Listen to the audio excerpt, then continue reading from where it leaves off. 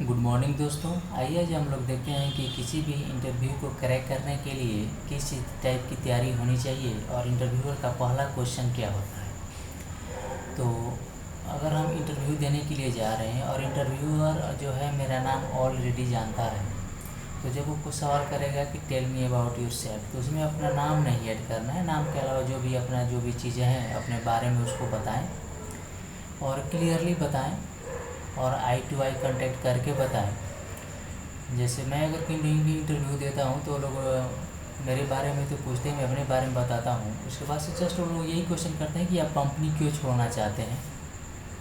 तो कंपनी छोड़ने का जो स्पेसिफिक रीज़न है आप वो रीज़न बताएं। कोई प्रॉब्लम है तो आप प्रॉब्लम भी शेयर कर सकते हैं। इसके अलावा और भी जो पॉइंट्स आपके पास है वो अपने पॉइंट्स वहाँ पे रख सकते हैं। उसके बाद से तुरंत वो लोग आ जाते हैं एक्सपीरियंस पे और एक्सपीरियंस के हिसाब से पूछते हैं। जैसे अभी मैं प्रेजेंट में डिजीमॉन्क्स में काम कर रहा हूँ और कहीं भी इंटरव्यू दूंगा तो वो लोग पूछेंगे कि डिजीमॉन्क्स में आप क्या काम करते हैं। तो वहाँ पे अपने प्रोफाइल के बाद विषय में बताना है कि डिजीमॉन्क्स में मैं ये काम करता हूँ। जैसे डिजीमॉन्क्स में मैं काम करता हूँ तो वहाँ पर यूट्यूब चैनल्स हैं हमारी कंपनी के, तो वहाँ उस पर पर डे 6-7 वीडियो अपलोड होते हैं और उस वीडियो का मैं प्रमोशन करता हूँ, बुक मार्किंग करता हूँ, बुक मार्किंग सबमिशन करता हूँ, ब्लॉगिंग करता हूँ, फेसबुक, ट्विटर, इंस्टाग्राम, पिंटरेस्ट पे मैं पोस्ट करता हूँ। तो इन सारी चीज़ों को मैं बताता हूँ कि मैं ऐसे ऐसे करता हूँ। उसके बाद से उन लोगों का सवाल होता है कि और आप क्या करते हैं। तो मेरी कंपनी की जो साइट है उस पर मैं डायरेक्टली सबमिशन करता हूँ। तो ये सारी चीज़ें मैं बताता हूँ। उसके बाद से जस्ट उन लोगों का एक सवाल होता है कि क्या आज के डेट में भी डायरेक्टली सबमिशन काम करता है। तो हाँ, ये 100% आज के डेट में भी डायरेक्टली सबमिशन काम करता है और ये कॉन्फिडेंस के साथ बोलना है। कभी कभी कोई इंटरव्यूअर पूछता है कि आर यू श्योर, तो जस्ट अब कहना पड़ता है कि हाँ मैं 100% श्योर हूँ और डायरेक्टली सबमिशन काम करता है। इसके अलावा और भी जो काम करते हैं आप उसको बताएं। जैसे कि डायरेक्टली सबमिशन हो गया, क्लासिफाइड साइट्स हो गए, उसके ऊपर प्रमोशन हो गया। इसके बाद और भी बहुत से साइट हैं जैसे PDF सबमिशन हो गया। तो ये सारी चीज़ें बताएं आप जो भी आप प्रोफाइल में कंपनी में काम करते हैं पिछली कंपनी का। इसके अलावा जो एक और इम्पोर्टेंट बहुत सी चीज़ है कि जहाँ पे इंटरव्यू देने के लिए जा रहे हैं उसका कंपनी का प्रोफाइल देख लीजिए कि कंपनी चाहती क्या है, उसी के रिलेवेंट आप उसको जवाब दीजिए, उसी के इर्द गिर्द रहिए तो हायर होने के चांस ज़्यादा रहता है। जैसे ही अगर मैं किसी दूसरी कंपनी में इंटरव्यू देने जा रहा हूँ और वो ई-कॉमर्स की कंपनी है तो मुझे ई-कॉमर्स के विषय में भी जानकारी होना चाहिए। अगर किसी कंपनी में काम किए हैं तो और उसको थोड़ा सा देख लीजिए ताकि वो ई-कॉमर्स से रिलेटेड वो सवाल 100% करेंगे, क्योंकि उनका काम जो है ई-कॉमर्स से ही है। तो ई-कॉमर्स में जो भी इंडिया में टॉप्स ई-कॉमर्स की जो साइट्स हैं उसके विषय में जान लीजिए। जैसे अमेज़ॉन हो गया, फ्लिपकार्ट हो गया, मिंत्रा हो गया, मीशो हो गया, और भी जो कंपनी है उसके विषय में, या किसी दूसरी कंपनी के लिए ई-कॉमर्स में आपने काम किया है तो उसके विषय में आप बताएं वहाँ पे। तो ये बहुत ही एक पॉजिटिव संदेश जाता है कि आदमी जो है ई-कॉमर्स में काम किया हुआ है और जानता है। इसके साथ ही साथ अगर किसी वेबसाइट पे भी आपने काम किया है ई-कॉमर्स पे तो उसके विषय में बताएं कि मैंने प्रोडक्ट कैसे अपलोड किया था, कैसे उसका प्राइस सेट किया था, ये सारी चीज़ें। इसके बाद से डिजिटल मार्केटिंग में वो लोग तुरंत पूछेंगे कि वेबसाइट भी अपने काम किया था तो उसका ऑन पेज कैसे किया था।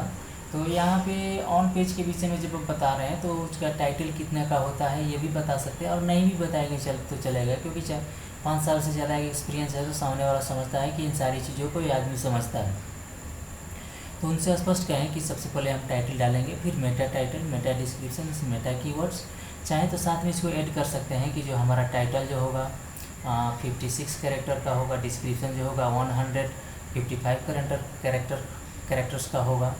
ये सारी चीज़ें आप उनको बता सकते हैं। इसके साथ में एक्सपीरियंस है तो सामने वाला बंदा ये आपसे उम्मीद करता है कि की फैक्टर्स क्या हैं एसईओ के। तो एसईओ के जो भी की फैक्टर्स हैं वो सारी चीज़ें बताएं उनको कि Meta title, Meta descriptions, Meta keywords, उसके बाद से कैनोनिकल टैग,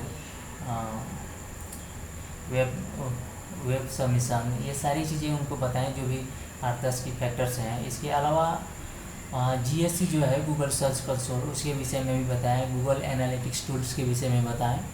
इसके साथ अगर और भी कोई आप टूल्स पे काम किए हुए हैं, सेमरस, ओरैंक, तो उसके विषय में बताएं कि इस सबों में क्या डिफरेंस है, कौन सा एग्जैक्ट टूल्स क्या रेस्पॉन्स देता है। क्योंकि आप इतना एक्सपीरियंस शो कर रहे हैं तो ये सारी चीज़ों का अनुभव हो ही जाता है कि कौन सा टूल्स बेटर है और कैसे क्या है। इसके बाद में ऑफिस के विषय में भी बताएं, जो ऑफिस में आप क्या क्या करते हैं, book marking, classifieds, PDF submission, bloggings, social sites, social book marking sites, ये सारी चीज़ें में बताएं। और जो ही आप सोशल साइट्स के विषय में पूछेंगे तो उन लोगों का पहला क्वेश्चन होता है फेसबुक से, कि फेसबुक में आप कैसे कैसे काम करते हैं, टैग कैसे लगाते हैं, तो इन सारी चीज़ों को आप विधिवत बताएं। साथ में और भी उन लोग सवाल कर सकते हैं कि पिक्सल के बारे में क्या जाता है फेसबुक के बारे में, तो फेसबुक से जो पिक्सल है उसके विषय में आपको बताना अनिवार्य हो जाता है, क्योंकि सामने वाले इंटरव्यू से अगर पूछता है तो। उसके बाद से गूगल टैग मैनेजर से भी लोग सवाल पुटअप करते हैं, गूगल टैग मैनेजर का क्या रोल है। गूगल एनालिटिक्स या गूगल सर्च कंसोल अपने आप में एक बहुत बड़ा टॉपिक है, उसके ऊपर घंटों का वीडियो बनाया जा सकता है। तो मैं जस्ट एक इन्फॉर्मेशन दे रहा हूँ कि इंटरव्यूअर कैसे कैसे सवाल करते हैं। तो ये SEO के बाद वो लोग तुरंत डिजिटल मार्केटिंग में ही घुसेंगे, सोशल मीडिया के बारे में पूछेंगे, फेसबुक हो गया, इंस्टाग्राम, पिंटरेस्ट। इसके बाद से वो लोग आएंगे गूगल एड्स पे। गूगल एड्स पे जब आएंगे तो गूगल एड्स के विषय में सारी जानकारी होनी चाहिए कि कीवर्ड कैसे सर्च करते हैं, कीवर्ड कैसे सर्च करते हैं। मैंने एक वीडियो बनाया हुआ भी है, आप मेरे चैनल्स पे देख सकते हैं। तो कीवर्ड्स कैसे सर्च करते हैं, इसके बाद से कैसे टारगेटिंग करते हैं, कैसे फनल लगाते हैं, कितने टाइप के कीवर्ड्स होते हैं, कितने टाइप के हम सर्च कैंपेन बना सकते हैं, कब किस टाइप के कीवर्ड पे किस तरह के हम ट्रिगर फायर करेंगे, ये सारी चीज़ें। अगर यहाँ तक आते हैं तो इसके बाद से वो लोग फिर तुरंत सवाल करेंगे ROI के बारे में।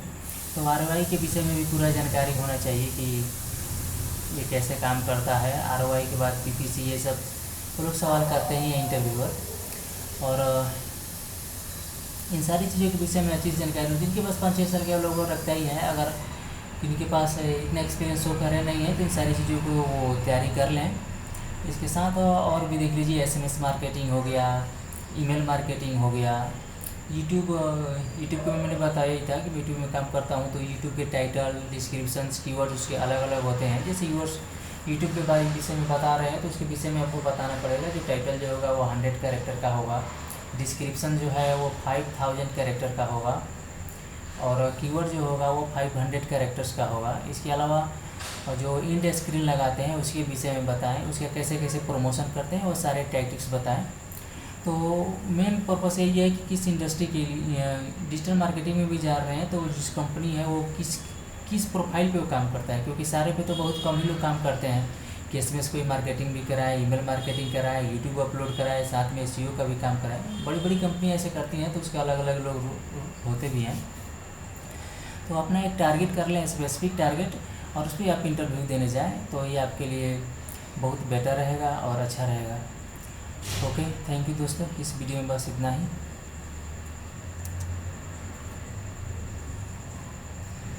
चैनल पसंद आए तो